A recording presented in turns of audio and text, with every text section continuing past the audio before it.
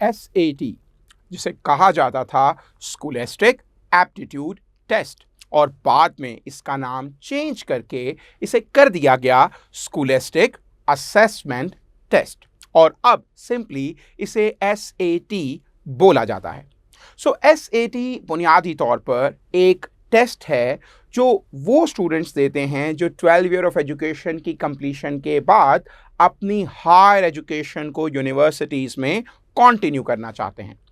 इस टेस्ट के अंदर वक्त के साथ मुख्तलिफ तरह की वेरिएशंस एंड अपडेट्स आ चुकी हैं, और अब जो लास्ट अपडेट हमने इस टेस्ट के हवाले से देखी वो ये है कि अब ये टेस्ट डिजिटल हो चुका है। सो अब इसे कहा जाता है डिजिटल SAT, या सिंपली हम इसे DSAT का नाम भी देते हैं।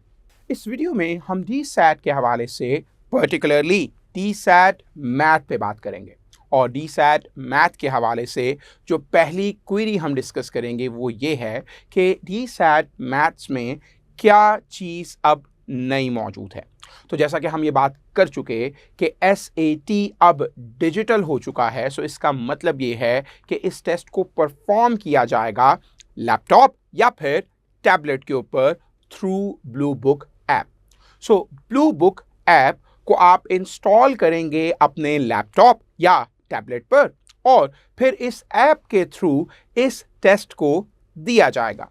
लेकिन यहाँ पर हमें इस चीज़ को भी जहन में रखना है कि इस टेस्ट को आप ऐसा नहीं कि कहीं से भी अटेम्प्ट कर सकते हैं।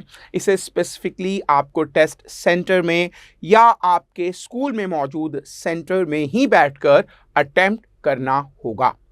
सेकेंड अपडेट जिसको हम इसमें डिस्कस करेंगे वो ये है कि मैथमेटिक्स सेक्शन में अब मुकम्मल तौर पर कैलकुलेटर अलाउड है। इससे पहले कैलकुलेटर पार्शली अलाउड था, लेकिन अब कैलकुलेटर मुकम्मल तौर पे हर क्वेश्चन के लिए अलाउ होगा, और वो कैलकुलेटर जो अलाउ होगा वो एक्चुअली डिजिटल कैलकुलेटर होगा जो कि उसी ब्लू बुक ऐप में बिल्ट इन होगा।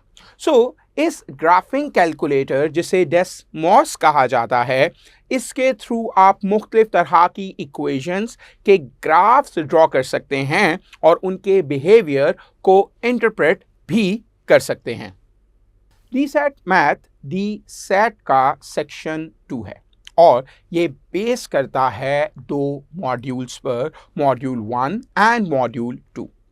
मॉड्यूल 1 में स्टूडेंट्स को सॉल्व करना होंगे 27 क्वेश्चंस, और इन्हें सॉल्व करने के लिए जो टाइम अवेलेबल होगा वो 35 मिनट्स का होगा, और यही सेम सिचुएशन मॉड्यूल 2 में भी होगी।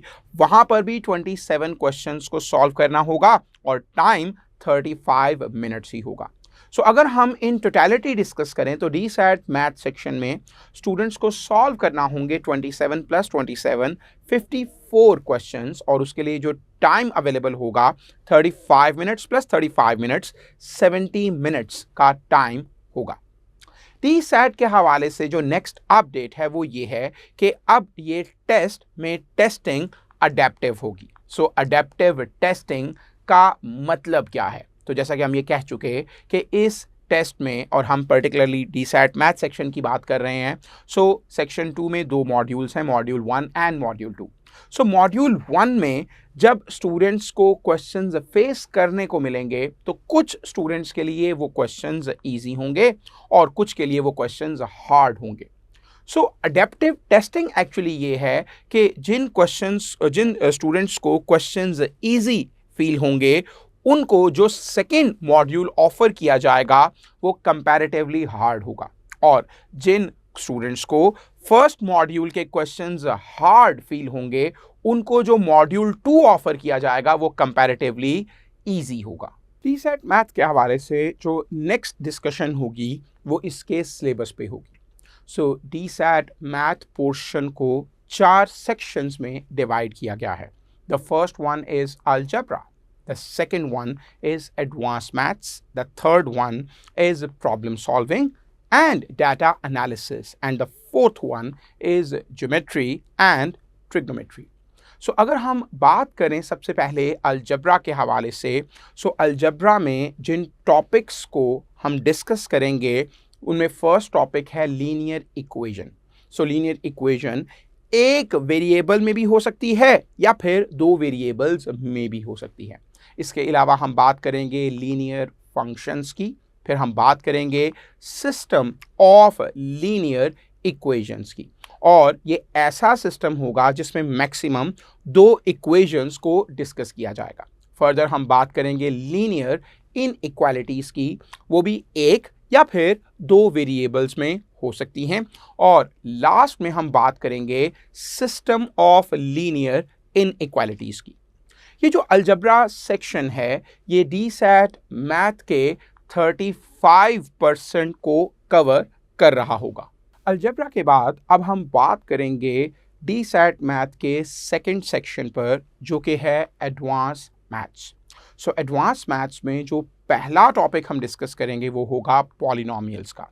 उसके बाद हम बात करेंगे इक्विवेलेंट एक्सप्रेशंस पर, उसके बाद बात की जाएगी एक्सपोनेंट्स एंड रेडिकल्स पर, इसके बाद हम डिस्कस करेंगे एक्सपोनेंशियल्स वर्सेस लीनियर ग्रोथ, इसके बाद डिस्कस किया जाएगा क्वाड्रेटिक इक्वेशंस को, फिर हम बात करेंगे सर्कल्स पर जो कि एनालिटिक ज्योमेट्री से रिलेटेड होंगे, और इसके बाद डिस्कस किया जाएगा सिस्टम ऑफ इक्वेशंस को, देन हम बात करेंगे फंक्शंस पर, और लास्ट में हम डिस्कस कर रहे होंगे फंक्शंस ट्रांसफॉर्मेशन को।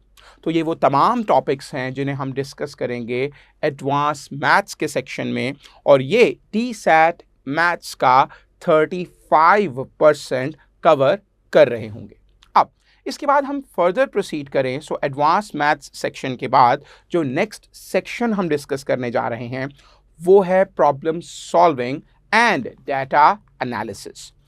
इस टॉपिक के अंदर जो फर्स्ट टॉपिक हम डिस्कस करेंगे, सेक्शन के अंदर जो फर्स्ट टॉपिक हम डिस्कस करेंगे वो होगा वर्ड प्रॉब्लम्स का। The second one is ratio rate and convergence, the third one is percentage, the fourth one is counting principles, the fifth one is probability, the sixth one is reading data, और last में हम discuss कर रहे होंगे statistics को।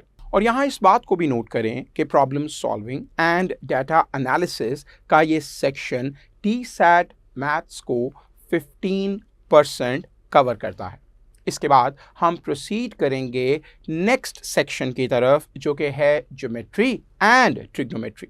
अगर हम इस सेक्शन पर बात करें तो जो पहला टॉपिक हम इस सेक्शन के हवाले से डिस्कस करेंगे वो होगा लाइंस एंड एंगल्स का। इसके बाद बात की जाएगी ट्रायंगल्स एंड क्वाड्रिलेटरल्स के ऊपर, फिर डिस्कस होगा सर्कल, और सर्कल के बाद हम बात करेंगे सिमिलैरिटी एंड कॉन्ग्रुएंस की। इसके बाद डिस्कस किया जाएगा 3D शेप्स को, और लास्ट में हम बात कर रहे होंगे ट्रिग्नोमेट्री के ऊपर। ये वो तमाम टॉपिक्स हैं जो कि ज्योमेट्री एंड ट्रिग्नोमेट्री में कवर होंगे, और ये सेक्शन डीसैट मैथ्स के 15% को कवर कर रहा होगा।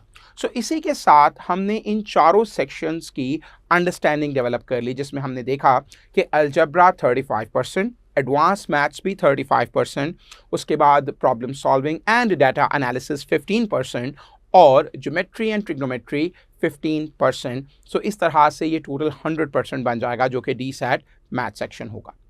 इसके बाद हम फर्दर प्रोसीड करें तो हम बात करेंगे फॉर्मेट के ऊपर क्वेश्चंस के। डीसैट मैथ सेक्शन में जो हमें क्वेश्चंस देखने को मिलेंगे इनके दो फॉर्मेट होंगे।